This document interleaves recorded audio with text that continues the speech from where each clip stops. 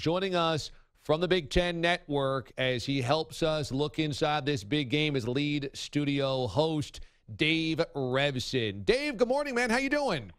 I'm good, Damon. How are you, man? I'm doing well. As always, thanks so much for joining us. And we start right here. Do you think there's an issue with Jim Harbaugh's Michigan Wolverines in these rivalry games? There's not many of them, but in his couple of years at the helm, they haven't seemed to be able to get over the hump consistently. Yeah, I mean, I don't think this would necessarily be considered one of their rivalry games. I mean, to me, it's Notre Dame, Ohio State, and Michigan State are their rivals. And, you know, Jim Harbaugh's only won one of those games. So I do think that that's an issue. I don't know that it necessarily applies to this one, but it certainly applied a couple weeks ago when they lost to the Spartans. It's applied in their games against Ohio State. I mean, you know, this was the issue with Brady Hoke. Well, among many issues. I mean, obviously, it just kind of went off the rails at the end, but he went 4-8 against Notre Dame, Ohio State, and Michigan State combined. And you just have to beat those programs, not because necessarily only because they're your rivals, but because those are the other elite teams, and that's who Michigan kind of measures themselves against. Do you feel like there could be an issue not only in rivalry games for Michigan, but in the games against the big boys, of which this would qualify, those top 5, top 10 matchups?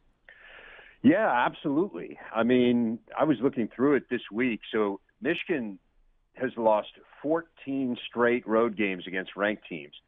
They haven't beaten a ranked team on the road since 2006. If you look through the power conferences, the only teams that have gone longer without a win over a ranked team on the road are Colorado and Purdue.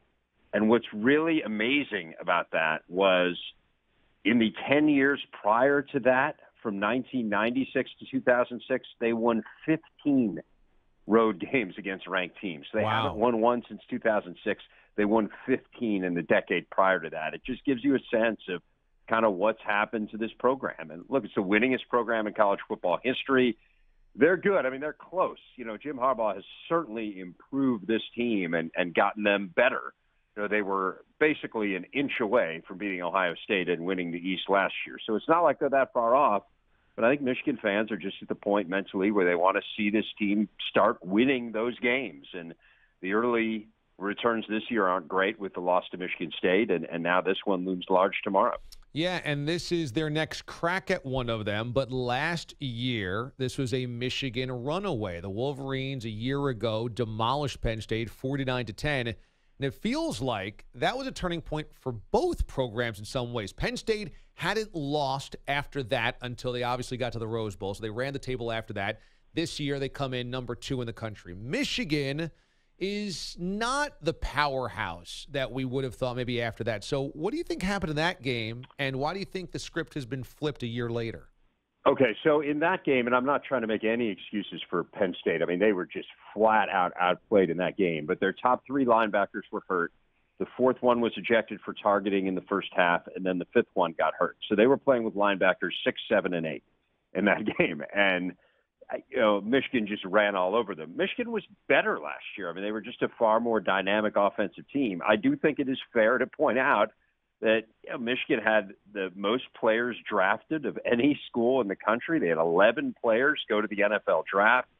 They essentially brought back one defensive starter, although the defense has still been great, depending on how you count it, like 4 offensive starters. So, I mean, this is a team that you would expect to be rebuilding this year. And so I'm not surprised that Michigan is not quite as good as they were a year ago. Last year was their window, I think, to have a really good year. And then I think next year will be a window as well because they're going to be a veteran and experienced team. I kind of always thought that they'd be a shade behind this year, but they've really dropped off offensively. I mean, they're still fabulous on defense. To me, it's as exciting a defense as there is to watch in the country. Don Brown is a master with the blitz and with keeping teams off balance. And it's still a great defensive team. They just can't figure it out at quarterback. They've got an injury to Wilton Spade. John O'Corn hasn't been great. The offensive line is underwhelming. They don't have a dominant tailback. So there's just a lot of things on the offensive side that give you pause with Michigan. Dave Revsine, a Big Ten Network, ahead of Penn State, Michigan, coming up tomorrow night. And so from the Penn State side of things, boy, this is a brutal 3-week stretch. They've got Michigan tomorrow, at Ohio State next weekend, and then at East Lansing against Michigan State the week after. What do you think? Can Penn State run the table in those three? Well, it's going to be really challenging. I don't really feel like they're clicking as well as they could offensively either. I mean, they're certainly a far better offensive team than Michigan is. They have a fantastic quarterback in Trace McSorley. They have a really good wide receiver crew. And then Saquon Barkley, as you know, is about as dynamic a back as there is in the country, DA. But, 2 weeks ago, we did our pregame show at their game against Northwestern, and at halftime, he had negative rushing yards. And other than one long run where essentially the referee screened off the guy who was trying to make the tackle, other than that, he averaged 1 yard a carry in that game. And the explanation for that isn't Saquon Barkley to me. It's the offensive line, which just has not been great. They've given up a ton of tackles for loss, 50 on the year, the most in the Big Ten. And Trace McSorley's good enough as a quarterback to create something out of nothing. He's really good on his feet and can scramble. But it's tough for a tailback. So they need to figure that out here going forward because they're going to come up against some elite defenses over these next 3 weeks. I already mentioned how good Michigan is. Ohio State's front four is absolutely dominant. To me, personnel-wise, one of the best in the country. We all know about Greg Schiano when I asked him on the tour about how good this defensive line was talent-wise compared to the ones he had in the NFL, and he said better. So that gives you a sense of where that group is. And then Michigan State's defense, particularly up front, has really revived itself. So we'll learn a lot about Michigan State, or about Penn State, I should say, here in the next few weeks. I will say this, they are dramatically improved on defense. I mean, they have gone from 47th in the nation in scoring defense last year to first this year. They are totally shutting opponents down. And when you're that good on D, you have a chance in every game. But winning 3 in a row is going to be a huge challenge, no doubt. A couple of weeks ago when Wilton Spade went down, there were Wolverines fans that told me, we'll be better with John O'Korn. We'll be better. He's more mobile. He can make more throws. Spade doesn't do enough. And right. I wonder, was that overblown? Was that overstated? Well, he is more mobile. I mean, I do think that's true. He's just made some bad decisions with the ball. And, again, that no matter how much more mobile you might be, if you're a quarterback and you're putting the ball in harm's way, that hurts you. Wilton Spate, to me, makes better decisions with the football. I mean, the 3 interceptions against Michigan State is kind of front and center with O'Korn. And then, last week, even in a game that was really close, it just appeared as if Jim Harbaugh didn't really have a lot of faith in him to throw the ball downfield. I mean, he averaged less than 3 yards per attempt last week. He threw 20 passes and he threw for 58 yards.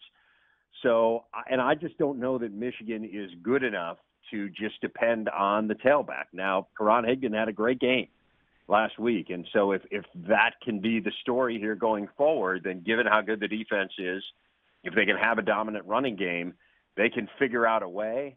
I just don't know that they're good enough to do that because of the limitations of the line. But I understand where Michigan fans are coming from, kind of this notion that if you don't have a great offensive line, that you want a more mobile quarterback. And I do think O'Korn's more capable of creating with his feet, but the decisions he makes with the ball kind of outweigh that a little bit in my mind. Dave Revsine, Big Ten Network, joins us ahead of the big one tomorrow, Michigan at Penn State. I want to ask you a coaching question. Nebraska is made a change at athletic director, and now people want him to make that change at head coach. Do you think there will be good candidates that want to be the head coach in Nebraska, even though they've fallen on some hard times in recent years? Well, let's see how things go. I mean, look, I'll be the first to say I love Mike Riley as a person. I mean, he's really just a fantastic guy. And so it's impossible to know him and not root for him. That being said, I think his back is up against the wall, and he would probably be, if given some truth serum, the first person to tell you that. But Bill Moose, the athletic director, came in and essentially said, I'm going to wait until the end of the year, and we're going to evaluate. So let's kind of see where it goes. I think there are limitations to the Nebraska program now that there didn't used to be. I mean, they were a powerhouse. They were on TV every single week. And it just kind of reinforced itself. And in this day and age, everyone's on TV every week. And so that's not an advantage anymore. The way that recruiting has changed has really hurt them, DA. Because of where they're located, you don't have a lot of prospects within the state. And so what you need to do is cast a wide net. And kids are committing so early now. I mean, they're committing in their junior year, and it used to be that you couldn't bring a kid on campus for an official visit, which, just so that people understand, the difference with an official visit is, of course, you can pay for a kid and his family to come, whereas an unofficial, they have to pay their own way. Well, it's hard to get kids to make unofficials to Nebraska. You have to really want to go there because it's out of the way. And so the new recruiting rules, which are taking effect this year, which will allow kids to make official visits in their junior year, I think are going to be really advantageous to Nebraska. And so a really good recruiter will be able to take advantage of that. They have a passionate fan base. They have great facilities, although a lot of people have great facilities now. So I just think the changing landscape of college football has hurt them, but it is still, in my mind, a really good job. Is it one of the top 5 jobs in the country like it used to be? Probably not. Is it one of the top 20? Yeah, it's absolutely one of the top 20. And so there are people out there who will want a job that's a top 20 job with a passionate fan base.